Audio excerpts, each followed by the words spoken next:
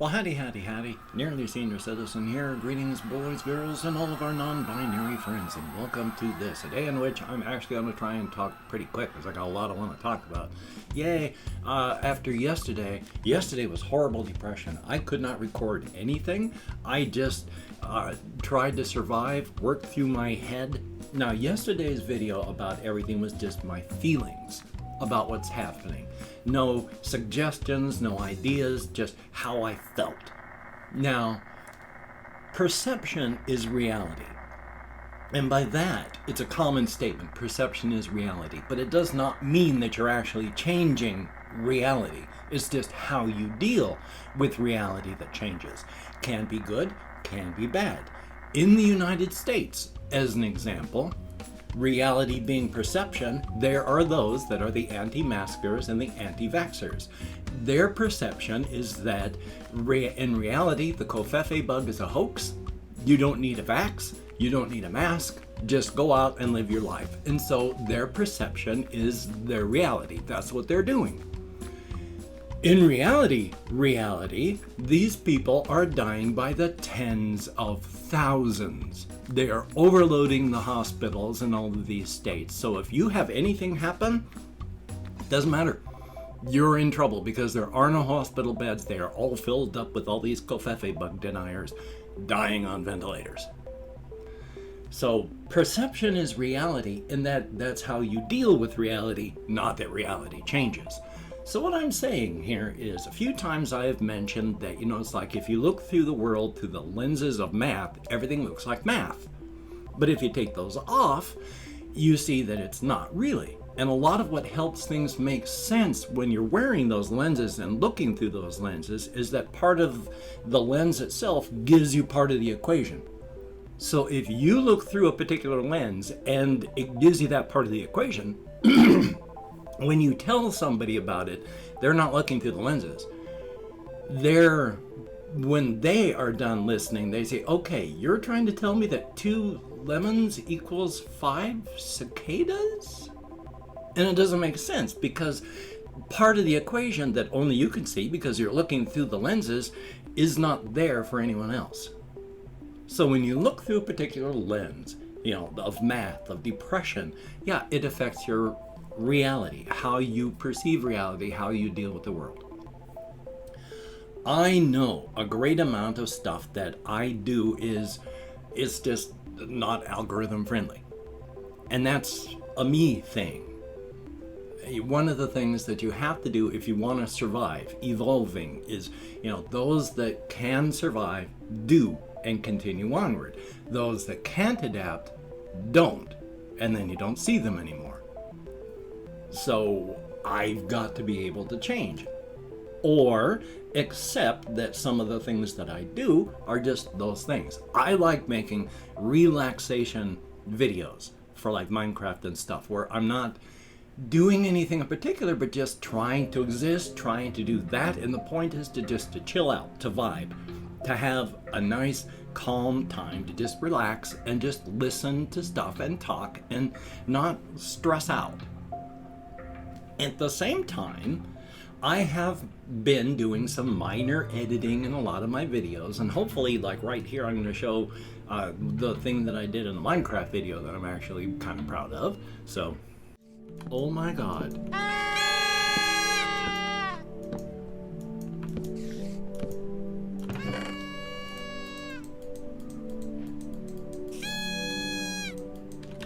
Okay. But as well, excuse me, there's a lot of people that they want the more cut down stuff. Now, I've made videos where I've really cut it down. I've done videos on the game Dark Messiah of Might and Magic, and that is a blast in that the combat engine of the game is like a bar fight simulator. If you can grab something, you can throw it at somebody. They will chase you. The world is moving, and if they run into something dangerous, they're gone. It is absolutely a great game. And as I was running through that, I cut out everything but the combat, and it was fun. It was good. And I've done other videos, like my city skyline stuff where I cut out everything except for the highlights. I can do that. So if I want to do gaming stuff, I know I can do it. I'm not a great editor on myself. I don't know what's funny for my stuff or not, unless I'm really just shooting for it. I don't have an editor. I can't pay anybody to be an editor. I don't know anybody, so it's all me. Not by choice necessarily, but that's the way it is. So I've got to be able to juke and kite and be able to move. Hopefully I can get that done. Thumbs up for that. But perception is reality, and today I'm not wearing those lenses of depression. Because even though I was feeling it so bad yesterday, at the same time, I know behaviorally it's not the actual world, because depression lies to you. And so I fought hard, and toward the end of the day, I was able to mostly get through it. But it was not good. Now, over here on my list, because I've got, like I said, a lot of things, and some of this stuff I am quite sure I am not going to be able to get to. Part of it as well, just real quick, I also felt terrible physically yesterday, and that was, I think, could be one of two things. Number one, I still don't wear a mask inside of my house around my housemates, and they go out and they do stuff and they have friends. I try to stay up here when there's a lot of people in the house, but my bathroom's downstairs. I don't think anybody has anything bad, but they're people and they do things. So I might have gotten a tiny bug of something. Or, and this is just as likely, because I have so little money right now, I don't have a lot of pain control, THC, cannabis. And so yesterday, I largely had to wait until the evening time and just before walkies before I could finally partake of any THC. I had a lot of chronic issues, and I felt bad yesterday. Extra pain. When I'm on THC, I can do things with my hands. My hands are fine, and I don't really, I cracked that just right then, but it wasn't sticking. It wasn't hurting even as I was moving. I did that as an example. Yesterday, while playing games without THC, my hands were hurting, and they were and I had to pop this knuckle to keep it from hurting so bad. So yeah, it was likely just a lack of THC making me feel bad. That's my normal state. Pain, feeling horrendous. So yeah. And as an aside, I'm getting a strong fold in that earlobe, which means I need to take care of that now. I need to call up and talk to somebody, a heart person, and get this taken care of, because I don't want to die, and a fold in your earlobe, especially as it increases, is a sign of heart issues. So hokey smokes. I'm almost 59. I want to live a lot longer. So but also as a quick aside, I got a call made yesterday. I finally got to call. They are scheduling, and they're going to be making within the next couple of weeks, calling me up to figure out when and how I'm going to be getting a colonoscopy done. Able to push through the executive dysfunction and make that call and get it done. So thumbs up on that. A very, very good thing. Now, also as well, I do want to talk about one thing, because, and I don't want to, I'm trying to talk real fast to get all of this stuff done. So hopefully you can understand me and I'm not just not saying anything clearly. A couple of years back, I talked about this one universe in the cosmic horror framework based on like a lot of the memes I see. And this is what worries me as well. I like garbage posting on places like Twitter and Facebook, and you put up weird stuff, you put up dark stuff, you put up terrible stuff, just to see if you can make people go, ooh, or oh, I shouldn't be laughing, but I am. A lot of the things that I like, I'm not really reposting, because I have a very dark sense of humor. And one of the cartoons that I saw and passed on, I think I did, was there's that, I look like this person, but I'm the real person. No, I'm the real person standing next to you. That's the imposter. Shoot them. It was that sort of thing, but there were two Eeyores, and Pooh Bear had the gun. And one of the Eeyores was going, I'm the real Eeyore. Shoot him. I'm the real one. And so Pooh Bear shot the one that was talking and said, oh, I knew you were the imposter. The real Eeyore would never pass up an opportunity to die.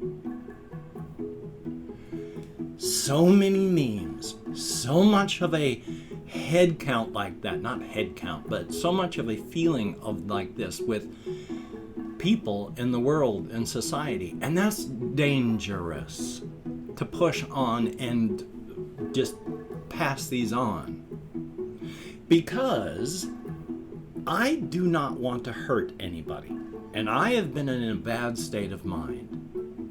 And when you pass on memes like that, no matter if you say something at the top that says don't do this, you're passing it on, which is a sort of tacit approval of both the comic and the message.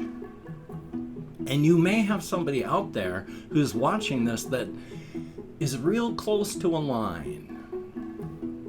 And it might be just that one meme that bumps them over that to where they go, you know what? Yeah, it is okay. And then they decide to go. And I do not want to be responsible for anybody deciding to hurt themselves in any terminal way. So I'm really, really stuck on these, and I like them, but I don't want anyone to take them in the wrong way. So I want to pass them on, but I don't at the same time. Which ties into as well, because you are listening to everything that you say. When you say things, your brain also hears them. When you write things, it goes through your nervous system, and your body notes these things. You are listening to everything that you say. I have a few years back written about a series of stories, well, told you about the story ideas I had, one idea, where it's a world where, in the terms of the cosmic horror framework, strange energies came in right about the time we started to become people, like 3,000 years back. It got to the point where there were 10 billion people in the world. But these energies don't do much besides just make everyone tired. Tired physically, tired mentally, tired emotionally, tired. They just want to rest. And when I say rest, I don't mean sleep. I mean they want to carve from wrist to elbow and then drain out so they can rest. They want somebody to take something, or they can take their own and they can rest. So it is a very, very dark world. And I'm a talker. When I'm working on my ideas and when I'm working on my stories, I'm either sub-vocalizing or vocalizing and then not moving my mouth and stuff if I'm out walking, so that I can hear how my stories will sound. And I talk my stuff out in here. I have characters who will say things like, finally, I'll be able to just die and rest. Thank you. And that is so dangerous, because you are listening to everything you say. I don't want to push anyone closer to that line. After saying things that my characters say like that, have to quickly tell myself afterward, that's not me. That's not me. That is a character. I want to live. I am not saying that to me. Because you are listening.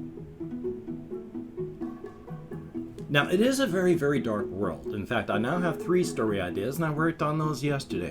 One of them I mentioned before, where there is an app where there's technological stuff, but it's largely just incremental, no great big pushes. So there is vast technology, mass automation. There's huge buildings all in these cities, but there were 10 billion people in the world, and now there's between 500 and 750 million.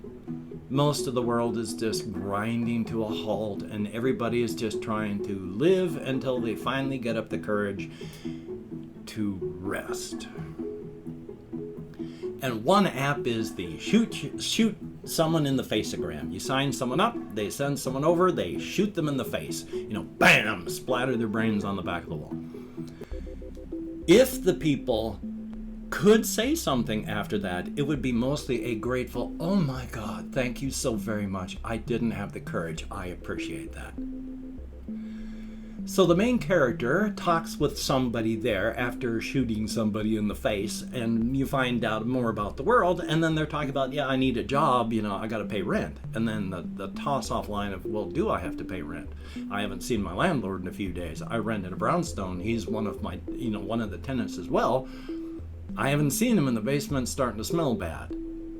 Second story, you find out that, yeah, the super went and is resting. And so the main character calls up the bank to find out what they're going to do. The person there just says, oh, okay, da-da-da-da-da. They're the only person there. They don't even know if anyone's at the head offices. They haven't heard anything from the head offices in forever. So they just put, okay, you're put down for fully paid off on that place. Don't worry about rent. And you know what? And then over the phone, the guy just hears, bam!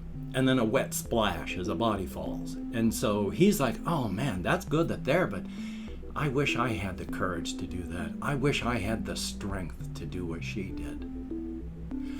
And then the last story I was thinking of, the main character is working in a store. And when a customer comes in, they realize the person finally clicks on this, that they're packing. And so it's like, here, aim your weapon over there. And then they get in front of it, put their head close to the barrel and just say, okay, now pull the trigger. And when they don't, they just lean their head against the gun and slump and then go off with the rest of the stuff. And the story ends when the customer is just about the end and the clerk just goes, oh, Dad? And she goes, yeah, Issa? So she was asking her dad to just shoot her in the forehead. And her last thing is like, I miss Mom, but I wish I was as strong as she was. She didn't even hesitate when she put the barrel in her mouth. She just tugged on that trigger with her thumb. And he's like, yeah, I know. I think about that every night when I've got when I've got the barrel in my mouth. So it's a dark world.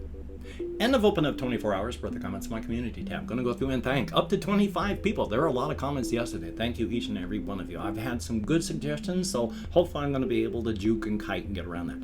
If I mispronounce the username, no disrespect is intended. And even though I count American Sign Language on the fingers of this hand, well, I mean, you just saw how I think. Manny Ruiz, thumbs up. And Arngi Aries, thumbs up, but thank you very much for commenting. David Patterson, greatly appreciated. Favel, thumbs up and thank you. Connor Roberts, greatly appreciated. Blaze Ty, thumbs up and thank you. King Malala, greatly appreciated, along with JR Rosales 100, thumbs up. And then we have Hotel, greatly appreciated. Bush's Original Baked Beans, thumbs up and thank you. Skippy, greatly appreciated. Temptation Spiper, thumbs up. Cat Lewitt Latkla, I sure hope I'm close. And Conspo Lopez, thumbs up and good deal. And then we have Tuck, greatly appreciated. Midway Gamer 98118, thumbs up and thank you. And then we have Jornin, who has some very good advice. Thank you so very much. And Thomas Mogensen, greatly appreciated. Coco's, thumbs up. We have Johnny K, greatly appreciated. Anthony Ornelas, it is good to see you in the comments. Been a while. A Bizarre YouTuber, thumbs up. And I'm going to be working on something like that. Wyeth, greatly appreciated. Big old worm, thumbs up. And then we have Flora Mew, greatly appreciated. Each and every one of you. You get me out of my head and into the world and dealing with real people. Thumbs up and thank you so very, very much. And with my hands in the air, depending on what device you're watching on, I have no idea where the text description for the video is, but inside of it, I have links for things like Twitter and Facebook and Patreon.com, and if you could become a Patreon.com patron like one of these beautiful and awesome people, that would be beautiful and awesome. It is because of these people I can eat, and I have a roof over my head for at least a little while longer. I mean, life always changes. So thank you, each and every one of you.